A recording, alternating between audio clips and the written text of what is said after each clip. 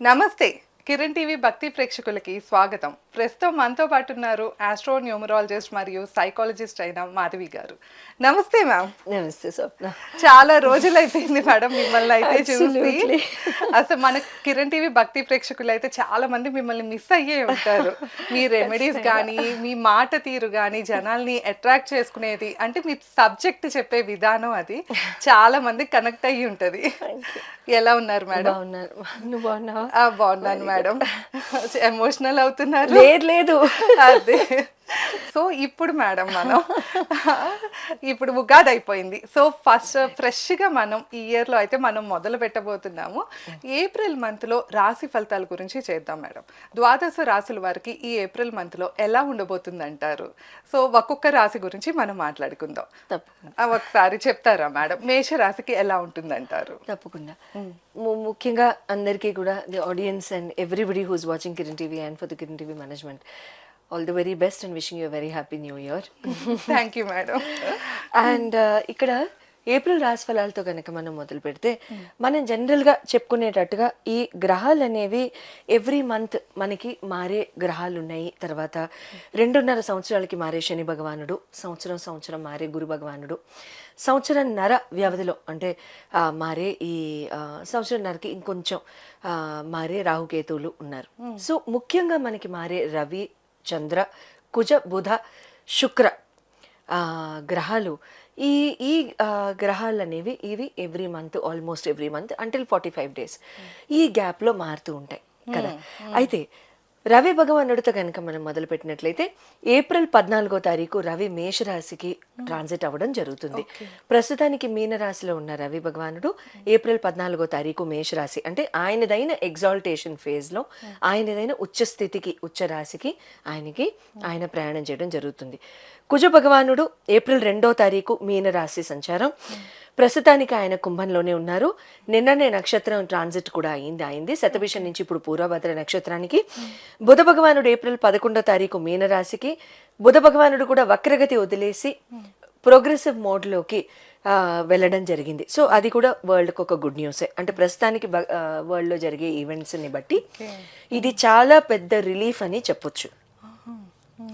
తర్వాత గురు భగవానుడు మనం అనుకున్నట్టు ఆయన సంవత్సరానికి ఒకసారి మారుతారు కాబట్టి ఆయన మిథున రాశిలోనే ఆయన పునర్వసు నక్షత్రంలోనే ప్రయాణం చేయడం జరుగుతుంది. శని భగవానుడు మీనరాశి అందే ఆయనదైన సొంత నక్షత్రం ఉత్తరాభాద్ర నక్షత్రంలో. శుక్ర భగవానుడు మార్చి 26 మేషరాశికి ఆయన ముందుకు వెళ్ళడం జరుగుతుంది మీనం నుంచి. ఏప్రిల్ 19వ తారీఖు ఆయన మేషం నుంచి వృషభానికి కూడా వెళ్ళిపోతారు. ఆ రిజల్ట్స్ మనం రాశి మాట్లాడేటప్పుడు చెప్పుకుందాం.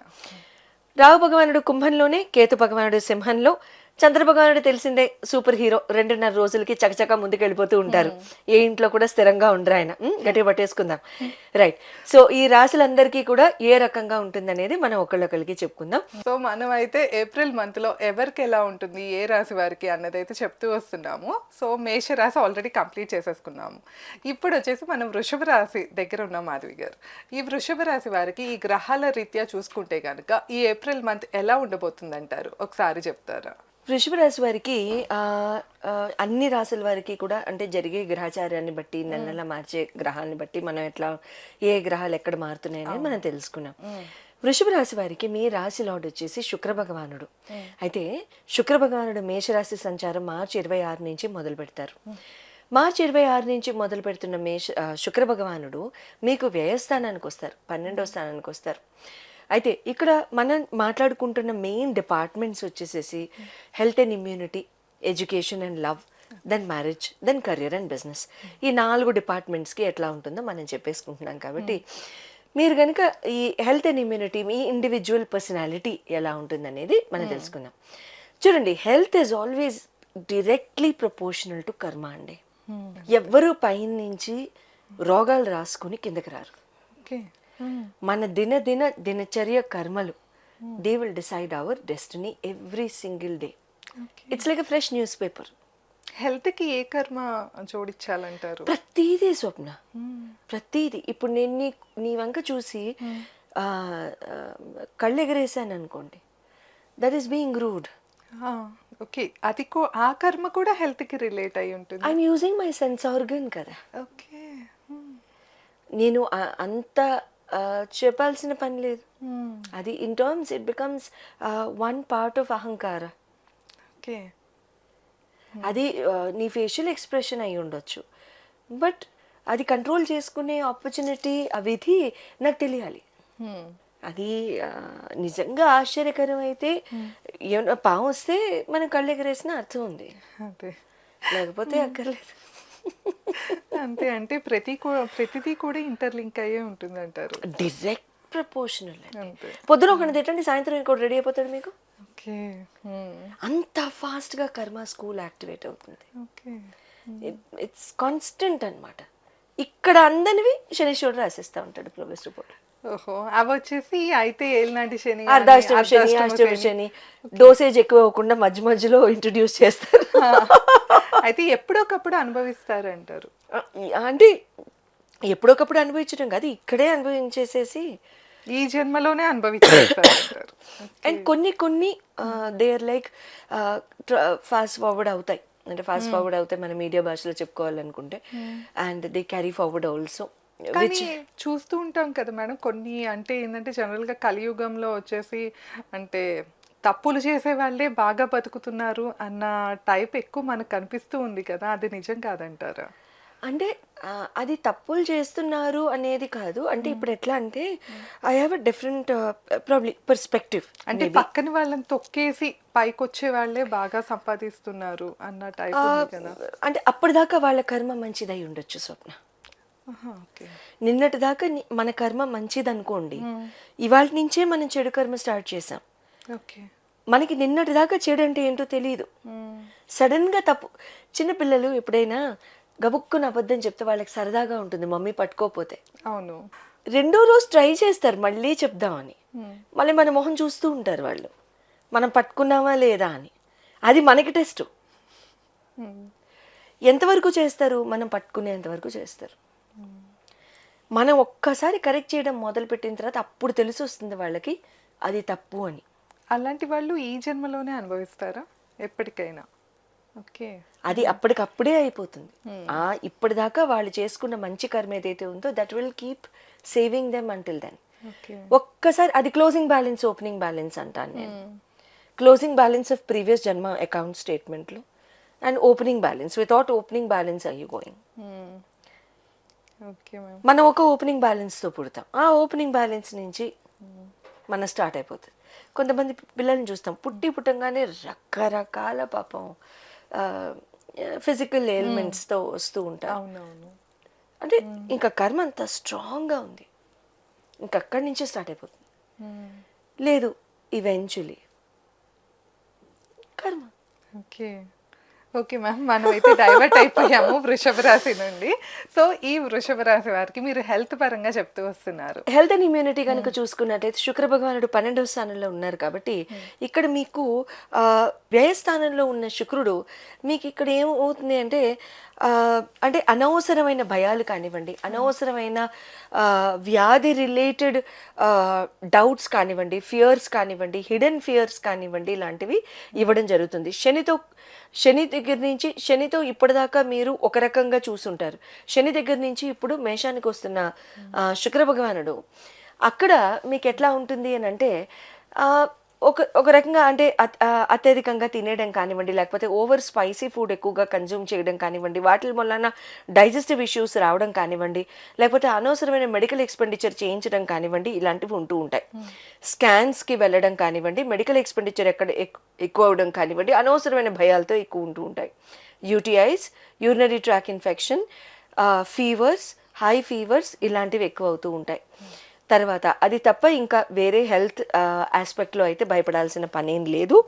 అట్ ద సేమ్ టైం మీకు ఇక్కడ ఏమవుతుందంటే కొన్ని తెలియని వ్యాధులు కానివ్వండి, తెలియని చిన్న ఎయిల్మెంట్స్ కానీ, ఏదైనా ఒక చిన్న మెడికల్ కంప్లైంట్ కానివ్వండి బయటికి రావచ్చు. Take medical help. Education and love పరంగా కనుక చూసుకున్నట్లయితే 5th హౌస్ కనుక మనం కనుక చూసుకున్నట్లయితే మీకు ఇక్కడ బుధ భగవానుడు అవుతాడు. బుధ భగవానుడు ఇక్కడ మీకు చతుర్థాన్ని, పంచమాన్ని, దశమాన్ని ఇక్కడ చూస్తారు కాబట్టి ఇక్కడ ఏమవుతుంది అని అంటే మదర్ యొక్క ఆశీస్సులతో, మదర్ ఫిగర్స్ మీ లైఫ్లో ఎవరైతే ఉంటారు అందరికీ మదర్స్ చాలా చక్కగా హేల్ అండ్ హార్టీగా ఉన్నారని అనుకుంటూ పొరపాటున ఎవరికన్నా సరే వాళ్ళు కొంత దూరంగా ఉండో లేకపోతే మీరు హాస్టల్స్లో ఉండో లేకపోతే ఇతరోతర ఏదైనా జరిగో లేకపోతే అయి ఉంటే మీకు మదర్ ఫిగర్స్ గాడ్ మదర్స్ లాంటి వాళ్ళు ఎవరైనా ఉంటే ఇన్ఫ్లుయెన్సర్స్ ఉంటే వాళ్ళ యొక్క సలహాలు తీసుకుని ముందుకెళ్ళడం చాలా చాలా మంచిది.